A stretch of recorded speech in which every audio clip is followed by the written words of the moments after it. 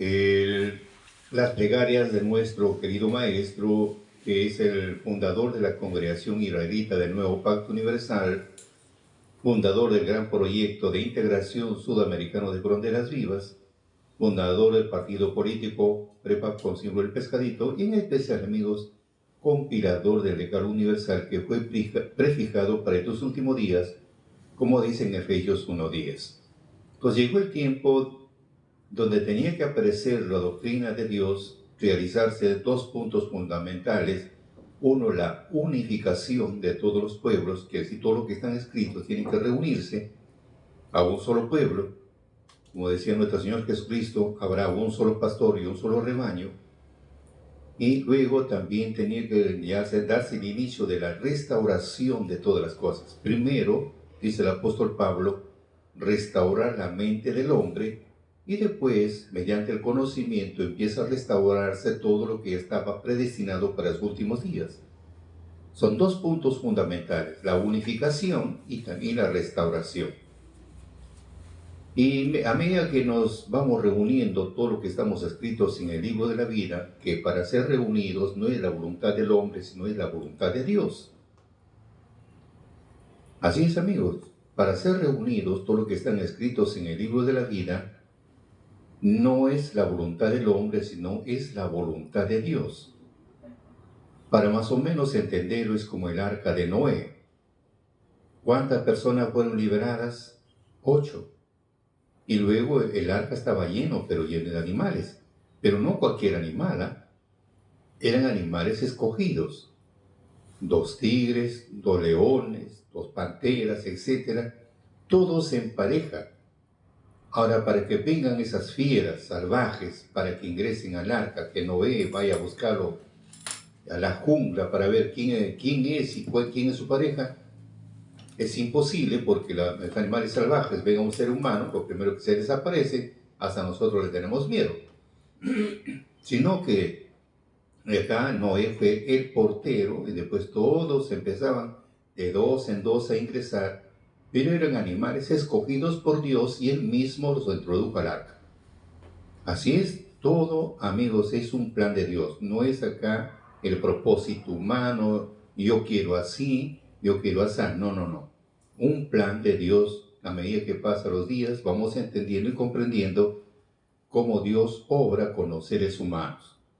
Bueno, sin más preámbulos, queridos amigos, en esta tarde, analizando un poco la Escritura, porque de eso se trata, para mejorar nuestra vida diaria, para mejorar, para ser hombres de bien, para ser buenos padres, para ser buenos hijos, para ser buenos ciudadanos, etc. Mucho influye, como dijo este gran personaje, dijo, preocúpese por usted y su familia, los restos se encarga Dios. Qué hermosa frase, preocúpese por usted. Acá preocupados por todos, no. Como dijo un pensador, todos se preocupan en cambiar el mundo, pero nadie se preocupa por cambiar a sí mismo. Y si cambiaría a sí mismo, podría cambiar el mundo. O sea, la preocupación es que yo tengo que cambiar. Por eso dijo, preocúpese por usted y su familia, los restos se encarga Dios. Acá la preocupación es que yo primero tengo que cambiar. ¿Cómo puedo ser una luz? Como si mi conducta, mi forma de ser es otra. ¿Cómo? Soy un mal esposo, soy un mal hijo, o soy un... entonces, vemos ahí qué se puede. Entonces, acá lo que Dios quiere que el hombre empiece a modificar su vida, empiece a rescatar los valores y buscar también que adiestrar sus defectos.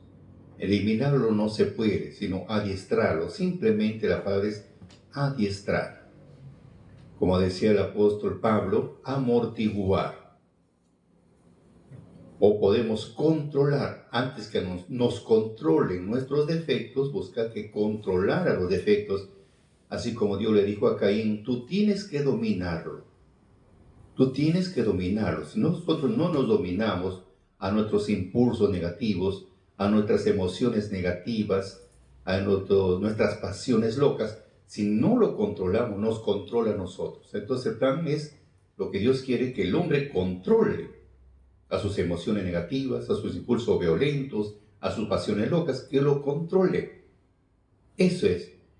Porque si no lo podemos controlar, amigos, no lo podemos controlar, podemos pasar años sobre años y todo simplemente apariencia, o sea, cambiamos de ropa, pero no cambiamos nuestro carácter. No me refiero que seas un carácter porque eres agresivo, porque empiezas a gritar, piensas que tiene carácter. No, eres débil de carácter.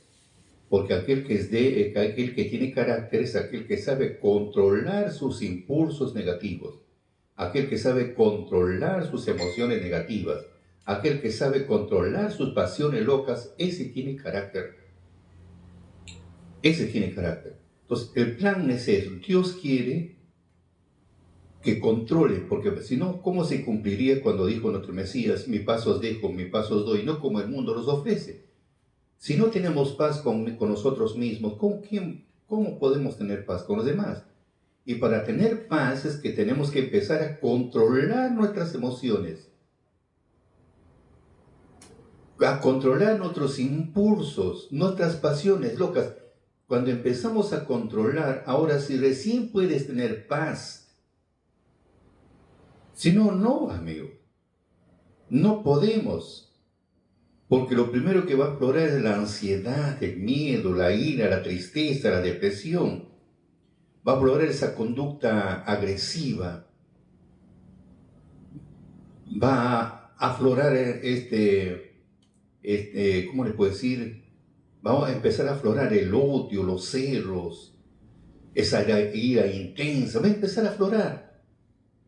Pero si no lo controlamos, no podemos tener paz.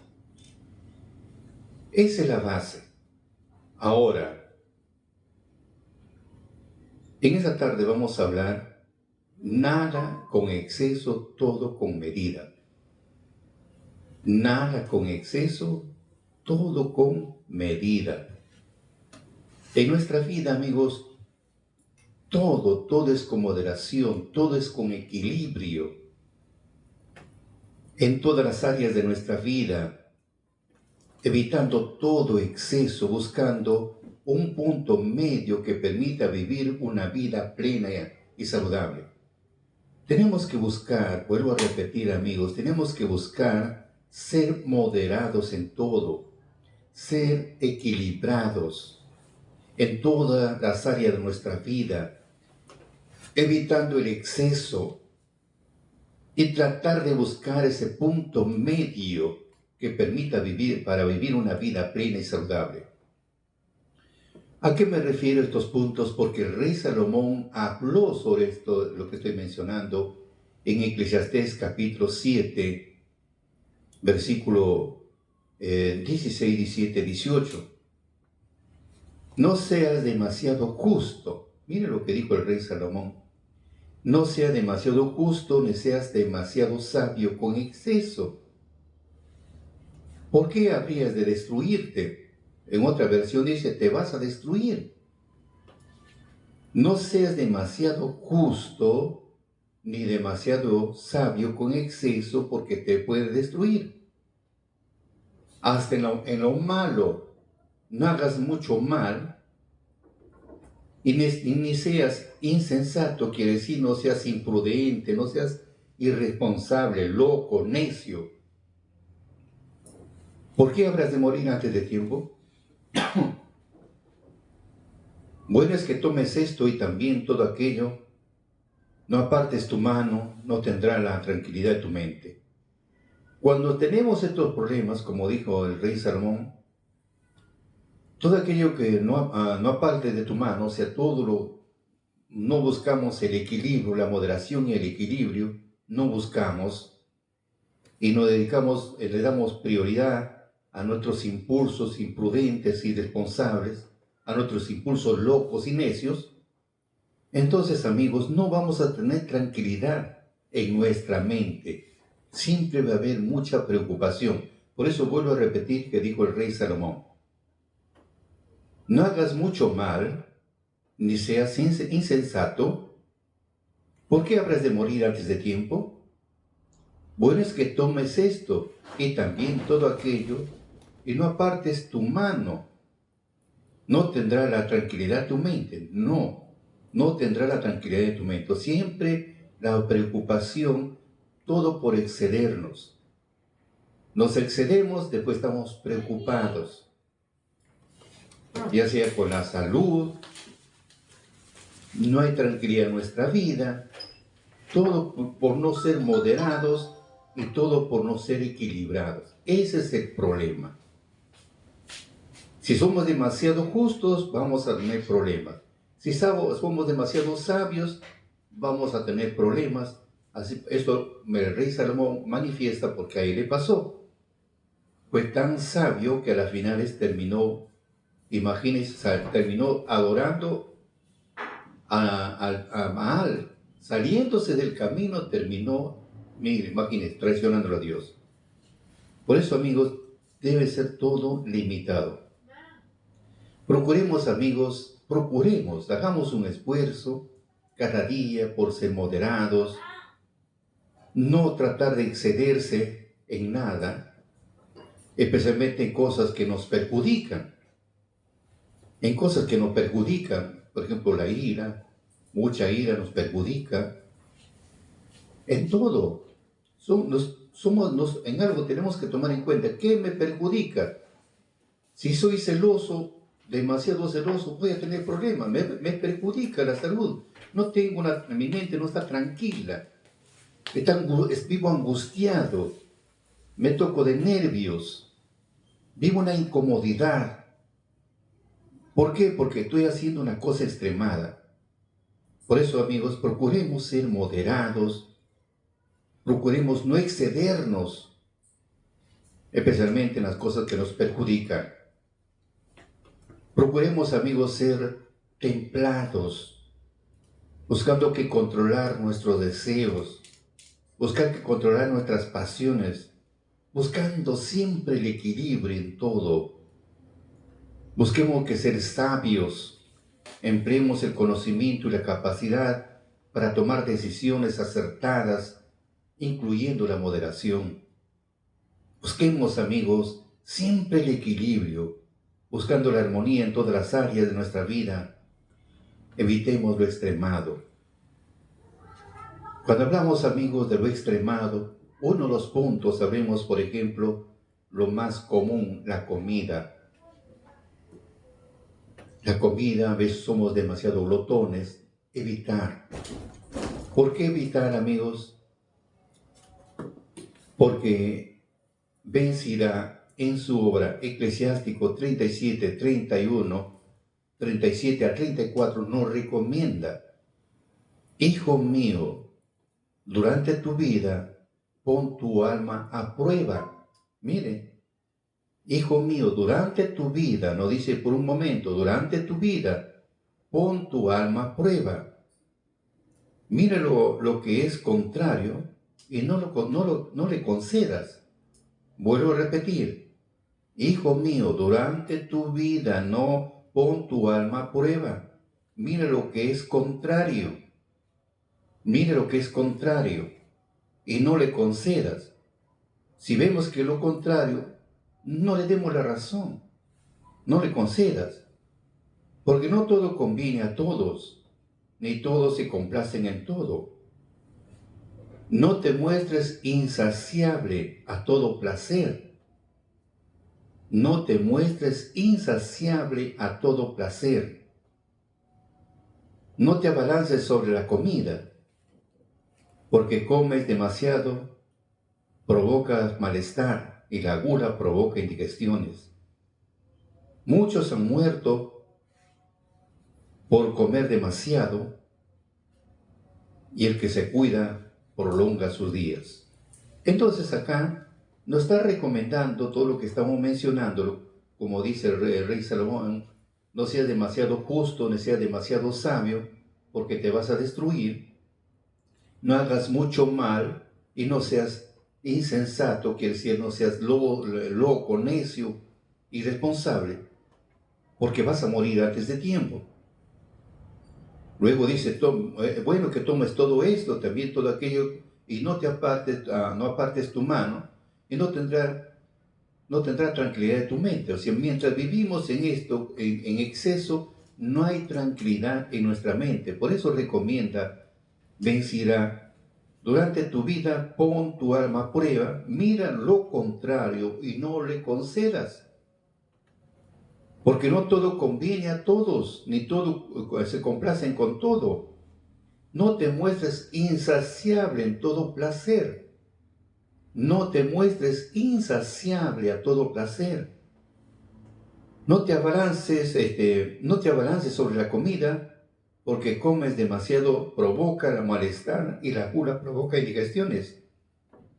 Y muchos han muerto por comer demasiado, y el que se cuida prolonga sus días. El rey Salomón también recomendó sobre la comida en Proverbios 23, 1, 2 y 3, dice así: si te sientas a la mesa de un grande, observa bien lo que hay de frente a ti. Si sientes demasiado apetito, pon un cuchillo en tu garganta. No codicies sus manjares, sus guisos delicados. Es un alimento engañoso. Por eso se dice, amigos, nada con exceso, todo con medida. Nada con exceso, todo con medida. Ejemplo tenemos del pueblo hebreo para darnos una idea. Cuando ellos decían en Éxodo 16:3, cuando ellos, como sabemos a través de la historia, sabemos muy bien que Dios le dijo a Moisés: saca a mi pueblo de Egipto, lo traes a este monte, porque he escrito mandamientos y ley para enseñarles. Vieron ellos las señales en Egipto, donde Dios lo humilló a todos sus dioses. Hubo 10 plagas grandes. Cruzaron el Mar Rojo, vieron la señal de que el mar pasaron por tierra seca. El pueblo tenía sed. Llegaron a unas aguas amargas. Dios lo endulzó con una vara, con un palo. El agua se convirtió en agua dulce. Viendo todas esas cosas, había también problemas de la comida. ¿Ah? Había problemas de la comida. Entonces ellos lloraban, se lamentaban y decían: ojalá hubiéramos muerto por mano de Jehová en la tierra de Egipto. Ojalá hubiéramos muerto. Cuando nos sentábamos a las ollas de las carnes, cuando comíamos pan en hartura, pues nos habéis sacado a este desierto para matarnos de hambre a toda esta multitud. Entonces era su clamor de ellos, se lamentaban.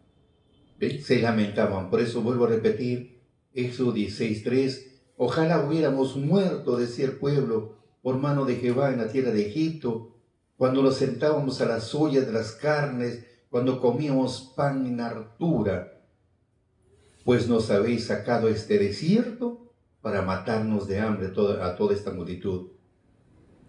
Entonces Dios escuchó el lamento del pueblo, de su aflicción que pasaba, porque no solamente era, volvamos a recalcar, los hebreos en sí no eran total, eran una parte, eran solamente 630,000, sin contar los niños, pero salieron casi 3 millones de habitantes. Los demás eran paganos que eran esclavos también en Egipto, y los paganos tenían otro tipo de costumbres, tenían otro tipo de creencias, cosa que no concordaba con el pueblo hebreo. Eso es lo que más reclamaban también. Pero incitaban pues a los líderes que había en el pueblo, los incitaban, y entonces ellos entraban, ellos, como digamos, ellos que los presionaban y el otro sacaba la cara. Entonces, por eso ver esta desesperación, digamos, el pueblo se quejaba hasta que llegó a los oídos de Dios, y Dios le dijo a Moisés: Moisés, he oído las murmuraciones de los hijos de Israel. Háblales y diles: entre las 2 tardes comeréis carne, entre las 2 tardes. En otra versión dice a la mitad de la tarde. Y otra versión menciona 3 de la tarde. Ese es entre las 2 tardes. Entonces, entre las 2 tardes o a las 3 de la tarde, y por la mañana os hartaréis de pan. Entonces sabéis que yo soy Jehová vuestro Dios. Entonces Dios le está ofreciendo carne. Entre las 2 tardes va a haber carne, quiere decir a las 3 de la tarde va a haber carne, y al día siguiente por la mañana pan del cielo, el que viene a ser conocido maná. Luego le dio, pues, lo que estoy mencionando está en Éxodo 16:12. Y luego le dio, pues, luego les dio una orden. Acá viene el punto interesante. Dios le dio la orden a cada uno que recoja el maná de acuerdo a su comer. De acuerdo a su comer. Pero muchos pensaron en acaparar más de lo que está diciendo, que cada uno debe, de acuerdo a su comer, un homer deben recoger de acuerdo a su comer. Pero no faltó por ahí otros más que empezaron a excederse, como siempre, buscando esa frase: primero son mis dientes, después mis parientes. Empezaron a juntar más de la cuenta, como siempre, la ambición. Yo quiero tener más. Entonces muchos pensaron así, pues, acapararon más. Pero ¿qué pasó? ¿Qué pasó con lo que recogieron más de la cuenta? Éxodo 16:20. Mas ellos no obedecieron a las recomendaciones que Dios había hecho por la boca de Moisés. Algunos dejaron de ello para otro día. ¿Y qué pasó? Como el estómago tiene una cantidad de alimento para recibir, entonces se excedieron más. ¿Y qué pasó? Guardaron para el día siguiente. ¿Qué pasó? Criaron gusanos y se pudrió. Esto enseña que Dios nos dice: trata de ser ilimitado, pero no sea demasiado ambicioso también. Deja también para los demás. Se pudrió. Eso está en Éxodo 16:20. Ahora, sobre la carne, vamos a ver sobre la carne. Números 11:30, 20 y 34. Aún cuando la carne entra, vino, pues las codornices, todo, empezaron a estar cazando todo el día, noche, cazando. Entonces, cuando ellos estaban comiendo, desesperados, porque ellos pedían, pues, decían, pues, queríamos, en Egipto, pues, se sentaban, se sentaban ahí a las ollas lleno de carne, comían pan hasta hartarse. Entonces, le vino. Entonces dice ahí, cuando aún la carne estaba entre dientes de ellos, antes que fuese mascada la carne, cuando el furor de Jehová se encendió en el pueblo, e hirió a Jehová al pueblo con una muy grande plaga, que le salió hasta por las narices, y murió mucha gente. Imagínense, tanto fue la desesperación por comer carne. Primero fue con el maná, que juntaban doble más de la cuenta, y se pudrió. Se podría, entraba gusano. Por exceso. Vino en la comida, por exceso, le salía hasta por la nariz, se le salía comida. O sea, tanto en exceso, quiere decir, les dio vómitos en eso, que les salió hasta por narices, les dio desintería, y mucha gente murió por eso. Y mucha gente murió. Llámese así, que ese sitio le llamaron Kibrot Atabat, que significa sepulcro de concupiscencia. Entonces, fíjese, toda cosa extremada trae consecuencias. Mucho maná tuvo consecuencias, se pudrió y le entró gusanos. Mucha carne tuvo consecuencias, desintería, mucha gente murió por eso. Por eso que ahí mucha gente murió. En otras versiones encontramos que murieron más de 3,000 en esa oportunidad. Entonces fue que ahí le llevaron a ese sitio sepulcro de concupiscencia, de codicia, porque la ambición extremada, eso es lo que buscaron. Por eso decía el salmista David, 78, 27, 28, 29, el salmista David: hizo llover sobre ellos carne de polvo, como polvo, aves de alas como arena de la mar. Hízolas caer en medio de su campo, alrededor de sus tiendas. Comieron y hartáronse mucho, cumpliendo pues su deseo. No habían quitado de sí su deseo, aun cuando estaba su vianda en su boca, cuando vino sobre ellos el furor de Jehová y mató a los más robustos de ellos y derribó los escogidos de Israel. Con todo esto pecaron aún y no dieron crédito a sus maravillas. Consumió por tanto en nada sus días y sus años en la tribulación. Si los mataba, entonces ellos buscaban a Dios. Se acordaban que Él era su refugio y su redentor. Y después se olvidaban. Y si es que lo hablaban su nombre, era solamente de labios. Hasta ese punto, decía el salmista David, hasta ese punto es como es Salmos 27 a 35. Por eso, amigos, tenemos que evitar toda cosa extremada. Debe ser nada con exceso, todo con medida, en todo.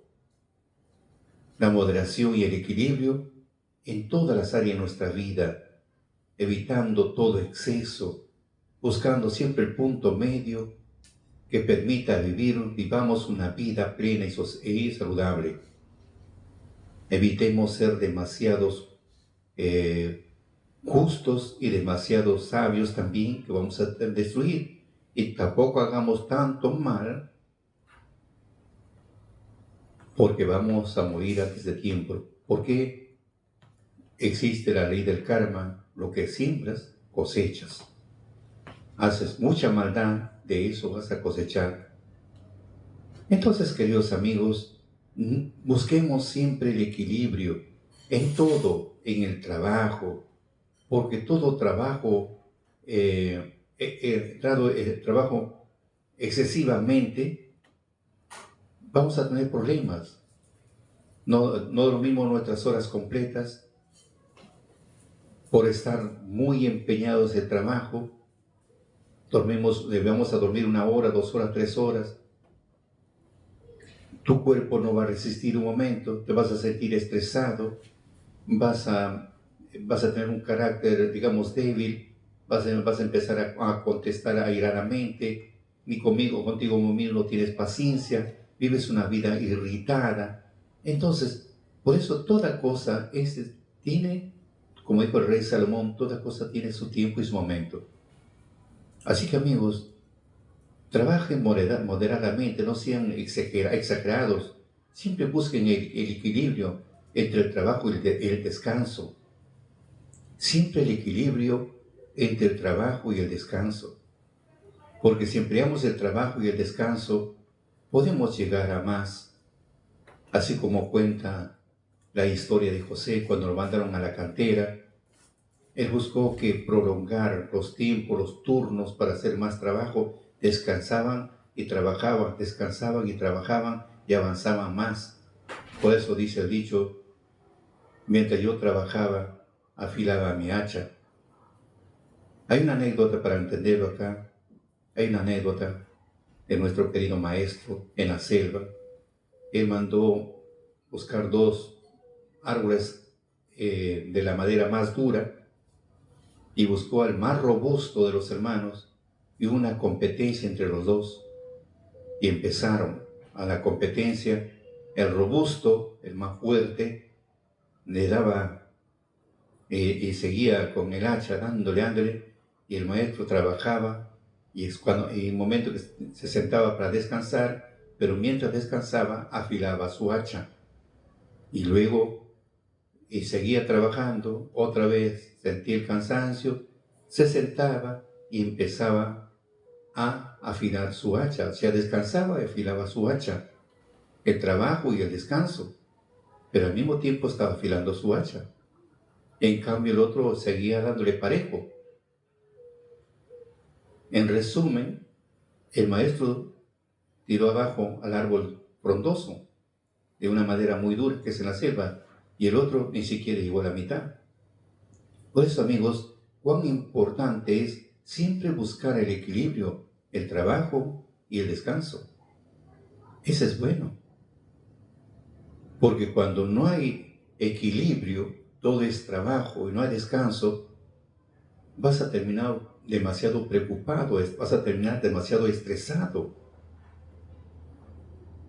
Porque dice bien claro en Eclesiástico 31:2, las preocupaciones de la jornada te impiden dormir.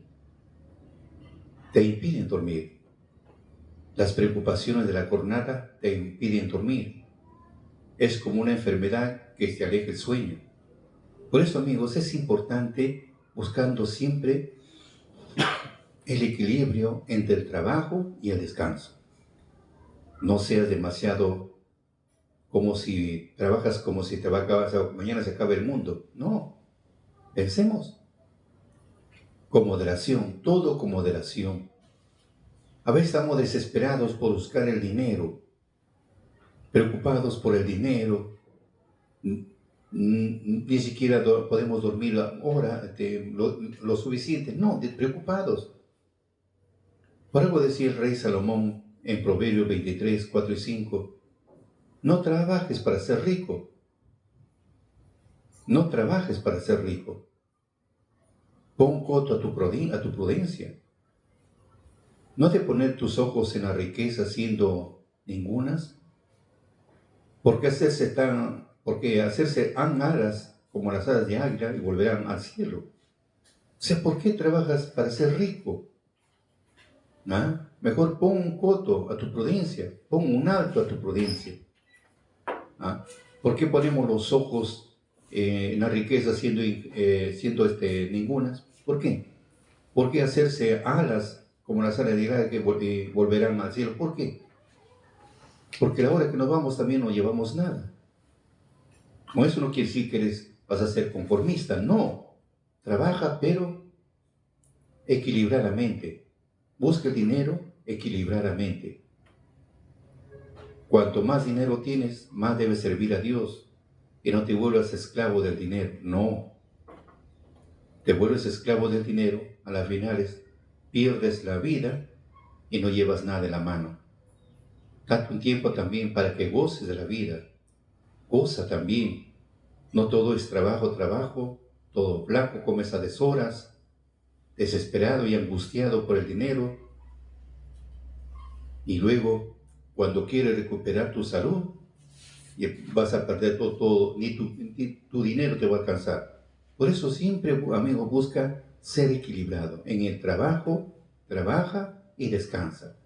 En el dinero, amigo, trabaja no para ser rico, trabaja para darte una buena vida, trabaja, pero date tu tiempo también para todo. Goza, amigo, goza, disfrútalo, como dijo el rey Salomón. Hay que disfrutar el corto de tiempo que Dios nos presta. Eso, amigos. Hasta en la bebida también, todo. En la bebida. Porque como dijo, vemos en el caso de los placeres, por eso dice en Eclesiástico 31:1, las riquezas causan insomnio. Las riquezas causan insomnio porque estás desesperado. Una cuenta, otra cuenta, que tiene que pagar el banco, saca préstamos. El hombre para, pero el hombre termina bien estresado, bien estresado. Por eso dice, las riquezas causan insomnio. Las preocupaciones que acarrean quitan hasta el sueño, porque no pueden ni dormir pensando todo lo. Por eso dice que la riqueza causan insomnio. Vamos a terminar igual que el pueblo hebreo. ¿Qué pasó con el pueblo hebreo? Vamos a ver. Vamos a ver mejor, vamos a leer un poquito la escritura. Porque cuando nos dedicamos al dinero, amigo, hay un momento que nos olvidamos hasta de Dios. Más preocupados en eso. Y no saber que Dios nos da, de Él depende la riqueza. Él nos da la riqueza, pero a veces no lo entendemos desde ese punto de vista. Vamos a ver, Éxodo 32, 2 al 6. Mire, Aarón les contestó, saquen los aros, porque salieron de Egipto pues con aros, con oro, salieron muchas, con oro salieron de Egipto, porque está escrito eso, Dios les premió así. La misma gente, váyanse, le dieron pues oro por su estadía, vayan. Entonces cuando llegaron, Moisés se demoró en el monte, y como se demoró en el monte, el pueblo le empezó a presionar a Aarón, y le dijeron, pues fabricanos un Dios que nos lleve adelante, ya que no sabemos qué ha sido con Moisés, el que nos sacó de Egipto.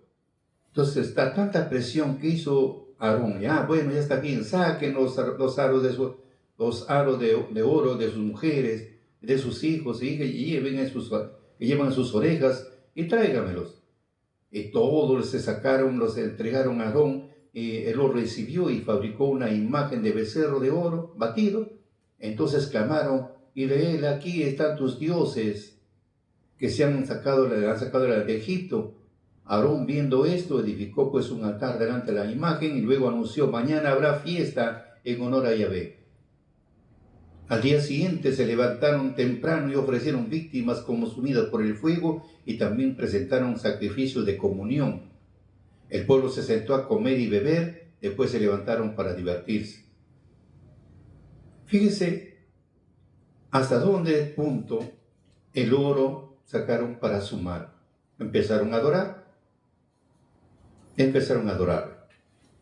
pues para sumar. Y otra, queridos amigos, cuando hablamos toda cosa extremada, por eso digo toda cosa extremada, estamos hablando en el trabajo, en el dinero, en la comida, en la bebida. Todo, amigos, toda cosa extremada trae consecuencias en todo. Por ejemplo, en el caso de la comida, la bebida, las finales, hasta la vida lo pierdes. Tenemos en el caso de Nabal, por ejemplo. ¿Qué le pasó a Nabal? Nabal era un hombre rico, pero al mismo tiempo también era tacaño.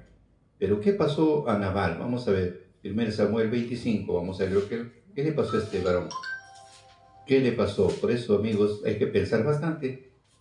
¿Qué le pasó a Nabal? Tenemos en el capítulo 25, ya, vamos a leer el 36, una vez para empezar. Mejor vamos a leer, dice. Entonces David recibió todo lo que le había recibido, había traído, y le dijo, vete en paz a tu casa. Cuando Abigail volvió a casa de Nabal, porque ahí cuando le cuidaban también sus animales, a los criados, y Nabal era un hombre rico en ese lugar, y le ayudaba a cuidar a David con su gente para que no vengan los salteadores, no vengan los animales salvajes y les quiten sus ovejas. Ya. Entonces hizo el trasquilar las ovejas, la fiesta grande, y va y le manda una comisión que le den alguito, porque están que se morían de hambre en el desierto, porque estaban como fugitivos, porque Saúl lo estaba persiguiendo a David. Y digo, ¿quién es David para ayudarle? Es uno de esos que se han escapado de sus amos. ¿Quién es? Entonces alguno de los siervos va y le dice a la esposa de Nabal, le dice sobre David. Le habla. Entonces ella, para evitar la ira, porque ya se había amargado David, entonces va y le llevaron pues le trajeron varias cosas de alimento, le trajeron seco como también fresco, para que se aplaque su rabia. Entonces Nabal pues estado embriagado por la fiesta que había pasado, y luego viene lo que dice la historia. Dice acá, entonces David recibió todo lo que ella había traído y le dijo, vete en paz a tu casa. Cuando Abigail volvió a casa de Nabal, éste estaba celebrando un gran banquete, se encontraba alegre y completamente ebrio. Nada dijo sino hasta el amanecer. Por la mañana, una vez que se le hubo pasado la borrachera, le contó a su esposa todo lo que sucedió. Le vino un ataque al corazón y 10 días después murió. Fíjese, ¿cómo son las cosas acá? Simplemente, me vuelvo a repetir, por la mañana, una vez que se le hubo pasado la borrachera a Nabal,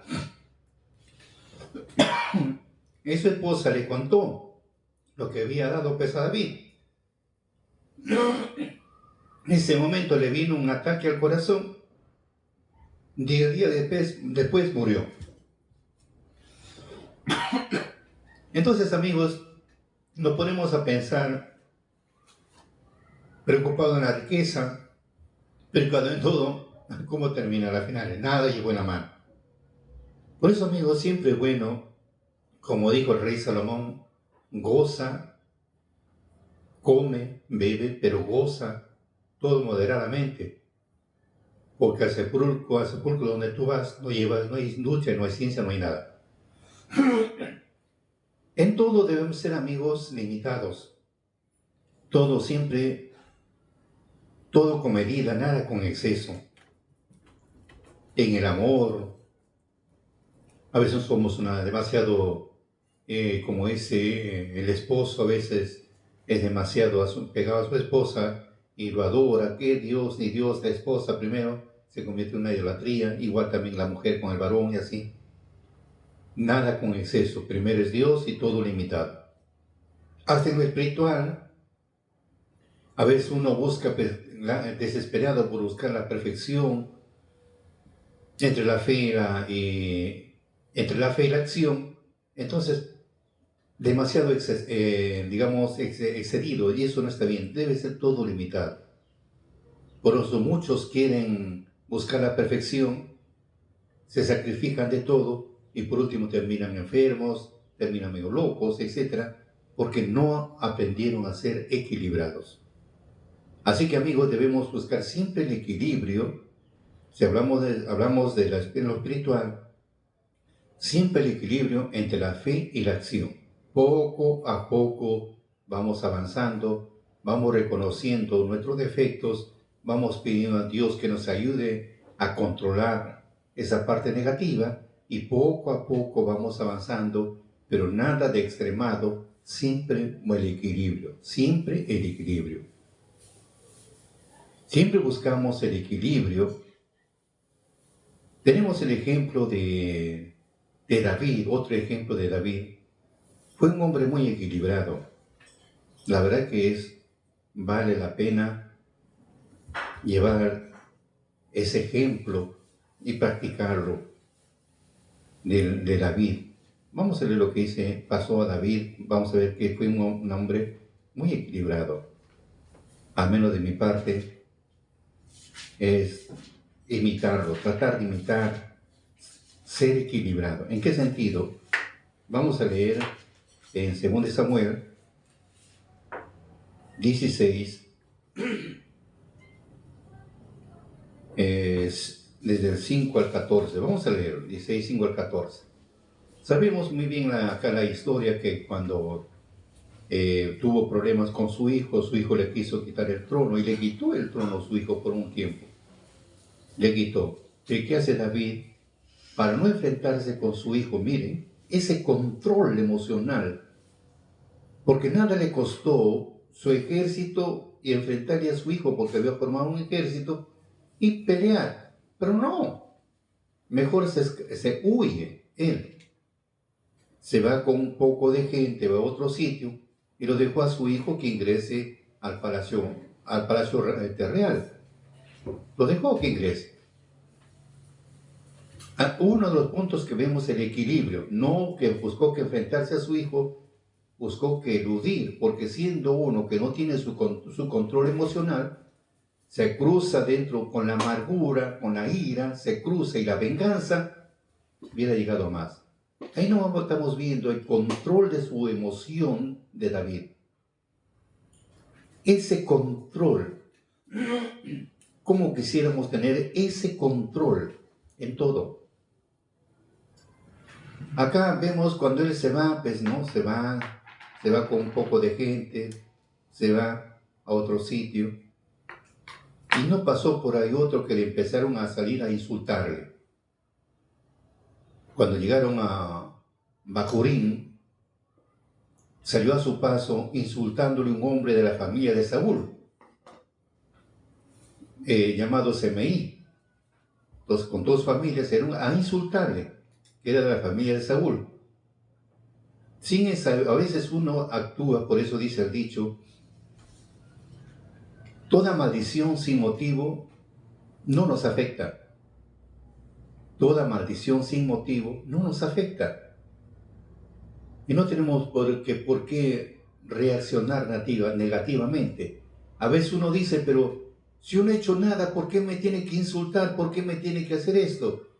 Y empiezas a reaccionar negativamente. Eso no está bien. A eso se llama equilibrio. Equilibrio emocional, controlar la emoción. Esa sed de venganza. Es como decir humanamente, pues si me habló tantas cosas, ¿qué voy a hacer? Voy a denunciarlo. Lo denuncio por difamación y calumnia y que me demuestre que yo he hecho tal cosa.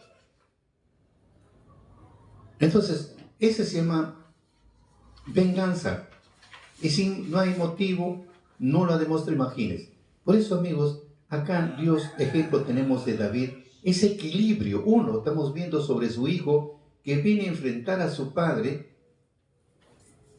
y él, antes de enfrentarlo a su hijo, mejor eludió, lo dejó que vaya a gobernar en el palacio, lo mandó. Y más encima todavía, su hijo se acostó con todas sus concubinas. Pero él no buscó esa sed de venganza, no, se apartó. Y otra, cuando sale, por ejemplo, el caso de Semeí, que era de la familia de Saúl, y Semeí pensaba que David es el que lo había matado a Saúl y pasó toda su gente, cosa que no era así. Pero el otro pensaba negativamente contra David. Él pensaba que él era el asesino de Saúl, el asesino de su gente, pero como en David no había esa maldad, no guardaba ese rencor, no guardaba ese odio, no guardaba esa sed de venganza, porque no hay motivo. Por eso dice el apóstol Pedro, si haciendo mal somos afligidos, no hay ninguna bienaventuranza. Pero si estamos haciendo bien y somos afligidos, somos bienaventurados. Entonces, ¿por qué sentirnos mal? Que sigan, como decía nuestro maestro, el año 95, cuando dio un mensaje, dijo, si en nosotros no hay maldad, así hablen la samba canota. Déjenlo que sigan hablando. Entonces, ¿por qué sentir esa sed de venganza? Así como me hizo, lo tengo que hacer. ¿Por qué? Busquemos el punto medio. Busquemos siempre buscar siempre el equilibrio. ¿Por qué? Por eso vemos en el caso de Saúl, ¿no? de David, cuando llegó pues a Barujín, cuando este hombre Semeí salió, él empezó a lanzar piedras a David, no solamente a él, sino también a sus oficiales, sin sin importarle a la gente, a los niños, a nadie, no le interesó nada. Y tampoco no le importó los guardias que le rodeaban a David, no, nada. Y le maldecía al rey con esos términos, maldecía que sí, decía mal del rey David. Vete de acá, hombre sanguinario y perverso. Yahvé hace recaer sobre tu cabeza toda la sangre de la familia de Saúl. Él pensaba que él lo había matado a Saúl y a toda su gente. Pero eso dice, vete, hombre sanguinario y perverso. Yahvé hace recaer sobre tu cabeza toda la sangre de la familia de Saúl que masacraste. ¿Pero en qué momento lo hizo él? ¿Acaso Saúl no muere con su propia espada cuando peleó a los filisteos? ¿Ah? Así como tú le quitaste el trono a Saúl, ¿en qué momento le quitó el trono? No le quitó el trono. No. Así también Yahvé se lo da a tu hijo Absalón. Tú eres un criminal, por eso te persigue la desgracia. Abisaí, hijo de Salvia, dijo al rey, ¿cómo se atreve, o sea, su general que estaba con él, cómo se atreve ese perro hediondo a insultarte? Déjame pasar el torrente y le corto la cabeza. Pero ¿qué respondió el rey David? Ustedes me comprenderán, hijo de Sarbia. Si Yahvé le ordenó que me maldijera, ¿quién podrá preguntarle por qué lo hizo? Y David dijo a Abisai, a su general, y a sus servidores: si mi propio hijo quiere matarme, con mayor razón este hombre de la tribu de Saúl, déjelo que me maldiga.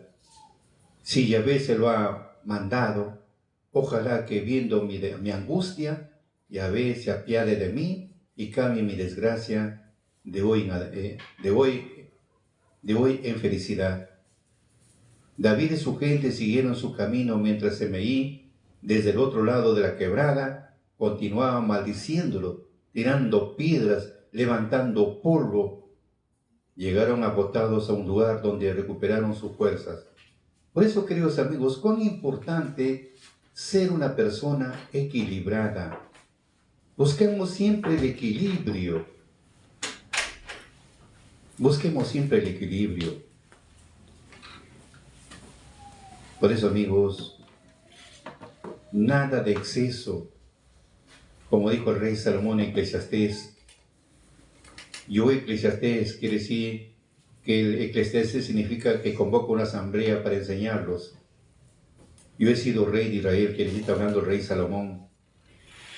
Me dediqué a investigar y a someter a un estudio crítico todo lo que se hace bajo el sol.